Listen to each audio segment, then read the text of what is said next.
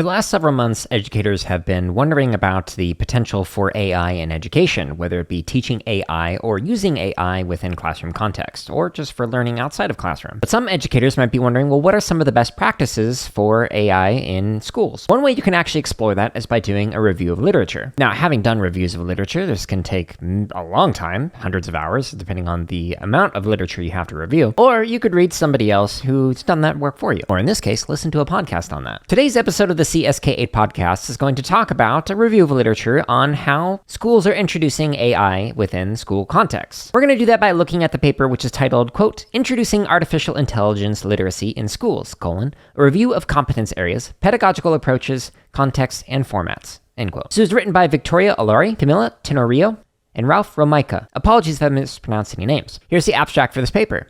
Quote, Introducing artificial intelligence, AI, literacy to school students is challenging. As AI education is constantly growing, educators can struggle to decide which content is relevant and how it can be taught. Therefore, examining which practices and formats have already been evaluated with students and are used repeatedly and which are challenging or should be explored further is necessary to facilitate teaching AI and encourage the development of new activities. In this literature review, we address this need.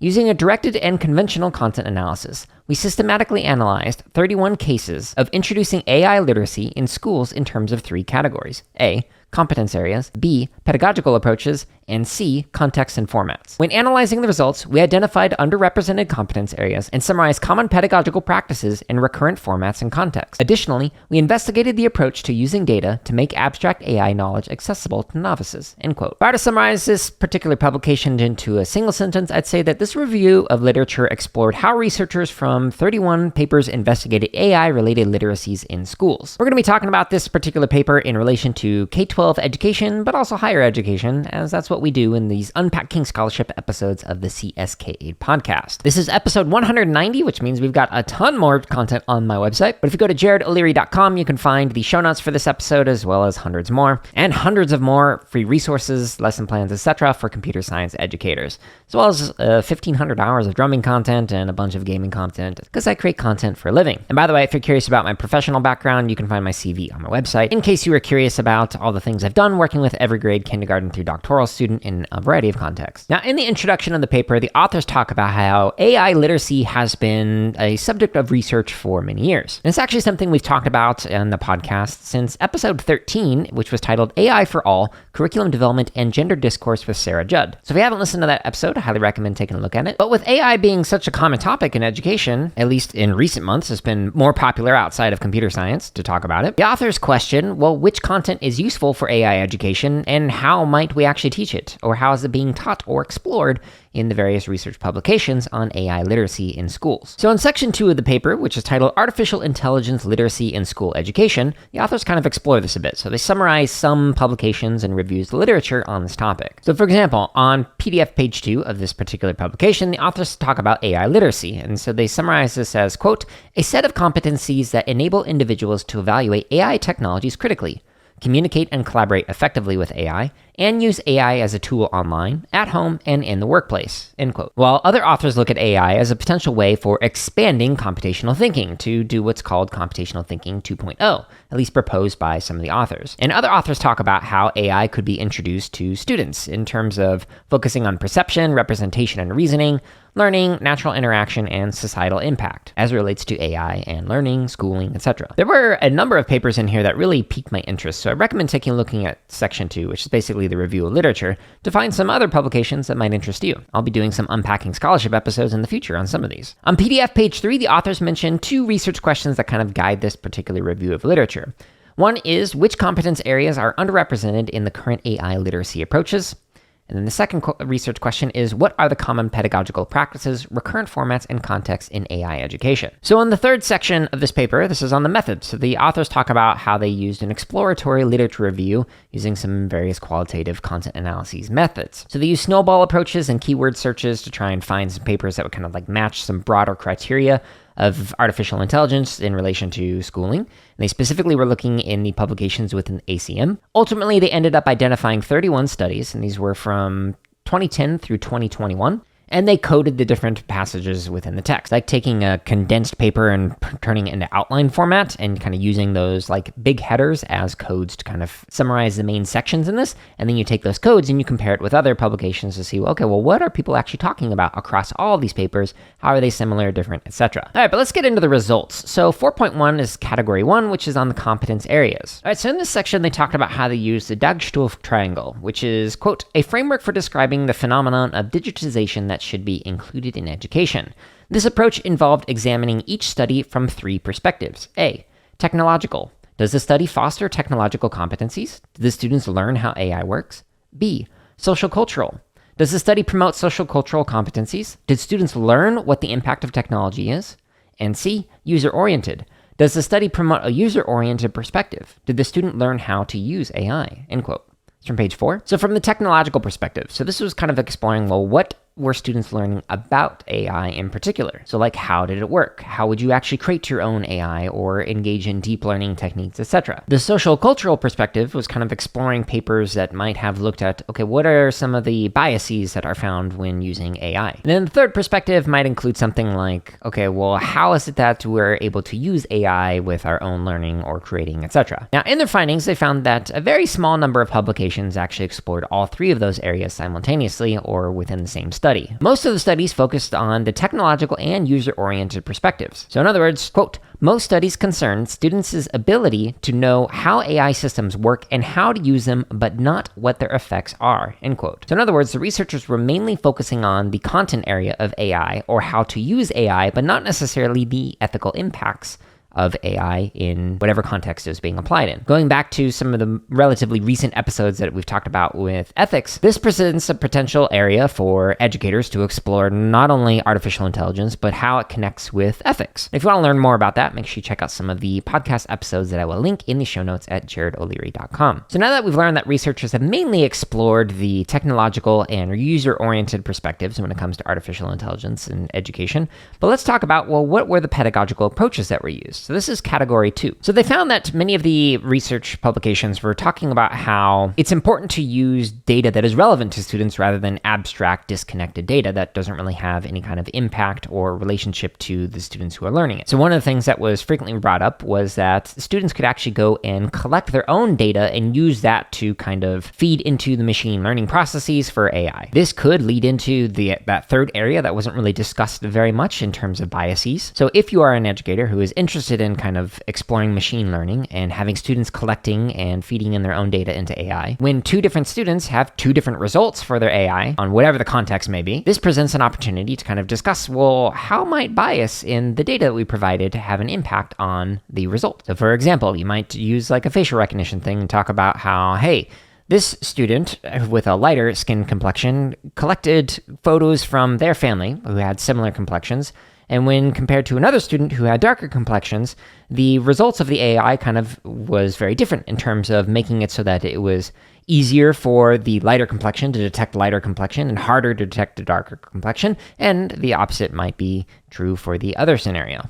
This could open up a discussion on, okay, well, depending on what kind of data we provide, is going to make it so that the AI is good in one area in terms of detecting a certain type of complexion and bad when detecting a different type of complexion. And if we want to make it so that it's able to equally detect or across a range of complexions, perhaps we should feed it a variety of different photos from different complexions and whatnot. That's just one example. But another example might be like a text bot or something, having students create something based off of text that you provided.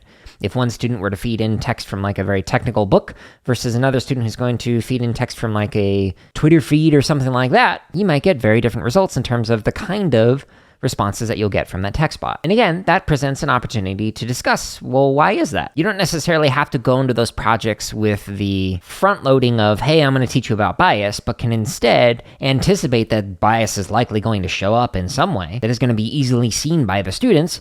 So you can know in advance, hey, at some point down the road, we're going to have a conversation on AI and bias or AI and ethics, etc. So you can prepare for that without necessarily even having to let students know that, hey, this is going to happen at some point. If for some reason it does not happen, then maybe at the end of the unit, you can talk about, okay, Now let's talk about some examples of where this could have gone wrong, even though we were not able to potentially detect some of the biases that were happening. Because there's always going to be some kind of biases within the technology that we create and the algorithms that we write, or the data that we provide to machine learning, etc. But we might not be able to detect them. But again, check out some of those discussions on ethics to kind of get some ideas on how you could potentially explore that in your classes. From a pedagogical standpoint, the authors found that collaboration was a big focus, and so was active learning. So because this was like summarizing how to introduce AI into school programs, a lot of the characterizations that could be used to describe these publications were exploring like a low floor barrier of entry to getting into AI in education,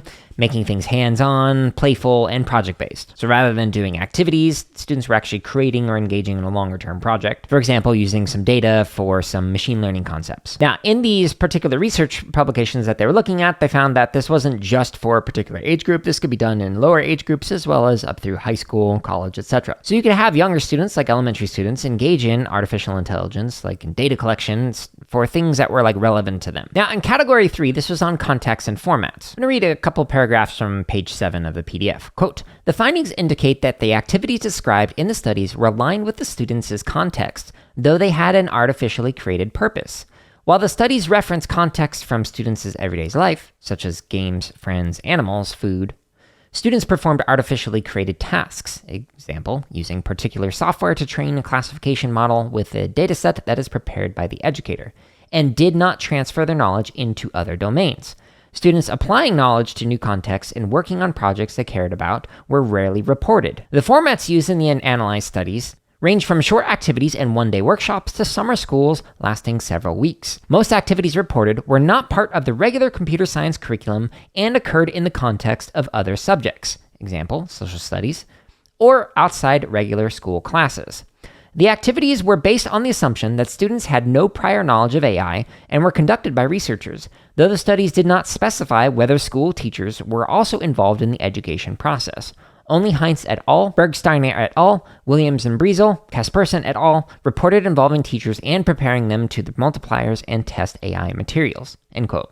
Apologies, I probably mispronounced all of those names. All right, so this is important to think about. So the majority of these research studies that were explored from, again, 2010 to 2021 were short term, so maybe a single day or maybe for a summer over the course of a few weeks. So we didn't really get a look at long-term impacts here. This was just introducing AI into schools or school context. And these weren't necessarily for computer science classes or computer science education. That, I imagine, is going to change. I imagine there's going to be a lot more discussion, a lot more research on AI in education in a variety of contexts, not only in computer science context, but also in education context, i.e. classes that are not specific to computer science. This presents some interesting things that I'm going to bring up in some of the lingering questions and thoughts at the end of this particular podcast episode. However, I want to now discuss the discussion section, which starts on page 7 at the bottom. All right, so here's the first main finding. Quote, "Most studies were concerned with developing students' ability to know how AI systems work and how to operate them, but not what their effects are." End quote. That makes sense, especially considering that the studies were not necessarily taking place within a context of computer science education. So again, it was like taking place in like a social studies class or something else. The second main finding was that, quote, "Students were actively engaged in the learning process. However, they were frequently reported to learn about AI in restrictive contexts. Moreover, they did not apply their knowledge to new domains." End quote. Now, why is this important? Well, transfer is important because if you're learning something in one context, you want to be able to know whether or not it actually benefits in other areas. And that right there is my co-host Minnie, who is my dog. Now, the authors talk about how this is similar to the idea of a playpen versus like a playground. In a playpen, you are in a little small enclosed area. It's very safe. There's only things in it that you're supposed to play with, and there are a limited number of things that you can do within that smaller space. But in a playground, there might be more things and more areas to explore, maybe even some areas that aren't necessarily designed for the thing that you're doing, like having fun. Same thing we can kind of apply in education. Talked about this in the interview with Gail Lovely, which is from episode 11 and is titled Exploring CS and CT in Pre-K with Gail Lovely. So from an educational standpoint, the way that this relates to this is that if we're in a playpen, you might have a very nicely crafted educational experience within this box, but there might be limited opportunities for thinking creatively, etc. within that small space. In a playground area, there might be many more opportunities to explore and to be creative and run around, etc., but it might not be as tightly crafted as an educational experience. Where you lie on that continuum between like a playground and a playpen is kind of determined by the goals that you have for the students that you're working with and like the context that you're in and like even administrator pressures, stresses, etc. But I personally generally lean much more towards the playground rather than towards the playpen. So the authors point out that, hey, most of these studies were focusing on the playpen experience, but we should really explore playgrounds if we are trying to focus on creativity. The playpen may be a good stepping point, but not necessarily a great destination to end at. Now, the third main discussion area is, quote, AI education is still a marginal topic in schools. However, if the goal is to spread AI literacy widely, it should be integrated into regular school lessons. More formats should be available for advanced students, and teachers should be more involved, end quote. And the authors point out this is important to consider because if we're going to have AI education in schools and in these research studies, we really need to involve teachers in them. And we also need to help train them, which I'll talk about more in a moment. And the last thing that they mention as a main discussion point on page 8 is, quote, AI education appears to be inextricably linked to data literacy. However, a solid theoretical foundation that explores the relationship between AI and data literacy is lacking, end quote. In episode 31, which is titled Integration Through Data Analysis and Implications of CS as a Skill with Ann Gunn, we talk about data analysis a little bit, so I highly recommend checking out that episode. But this is a really interesting point, that data goes hand in hand with a lot of stuff that's going on with AI. So if you want to kind of get a twofer and be able to explore AI concepts and practices, but also do some data analysis and collection, etc., you might be able to do it by combining the two. And that right there is kind of like a summary of the findings and discussion of this particular paper. It leads to some lingering questions and thoughts that I have. So one of them is, when teaching AI, what balance do you strive for between learning about AI and using AI as a tool for learning or creating? In other words, do you focus more on teaching how AI works or more on how you can use various AI tools in your everyday life? When do you focus on one over the other? Do you strive for a balance between the two, or do you mainly just focus on, I'm only going to focus on AI as a tool, or I'm only going to focus on how it actually works? It reminds me a lot of like the discussions on, do we focus on theory or practical application within a classroom? Given that I have like a drum set behind me, do we focus on music theory or do we focus on composing? Do we focus on how we might describe music, or do we focus on how to actually write our own music? There's not necessarily a right or wrong answer to this, but it's something that you really should consider if you're going to explore AI in education. When you think of AI literacy, are you focusing on AI as a tool, or are you actually going to encourage kids to learn how it works, or both? I'm joined again by my doggo, Minnie. Another lingering thought that I have is, AI in education is an underexplored area of potential professional development for educators. Having previously designed professional development and curriculum that's used by hundreds of thousands of students around the world, this is something I've spent a lot of time thinking about over the last several years. Whether we're using AI as a tool or learning the concepts and practices related to AI and how it works, I imagine that this is something that individual educators are going to want to know, whether it's computer science educators or educators at large. I also imagine that individual consultants and PD providers will be able to develop content to help teachers to not only teach how to use AI and what it is, but they can also use it in their own work as an educator. So for example, using AI to draft emails to parents, or to document student behavior or progress, or to generate ideas for lessons, etc. So if you are a consultant, like some of the guests that I've had on the show, or you are a professional development or curriculum provider, these are some areas that you could potentially explore. If you're already exploring these areas and you'd like to come on to talk about this in an upcoming episode as an interview, feel free to let me know. There's a contact me button on my website, jaredolari.com. Now, this review of literature is not necessarily an exhaustive review of literature, but it is interesting to explore how are people exploring AI, or at least how have they done it from 2010 to 2021. I'm really curious how this is going to change over the next decade. Like, how are teachers going to be using AI in their class? What about students?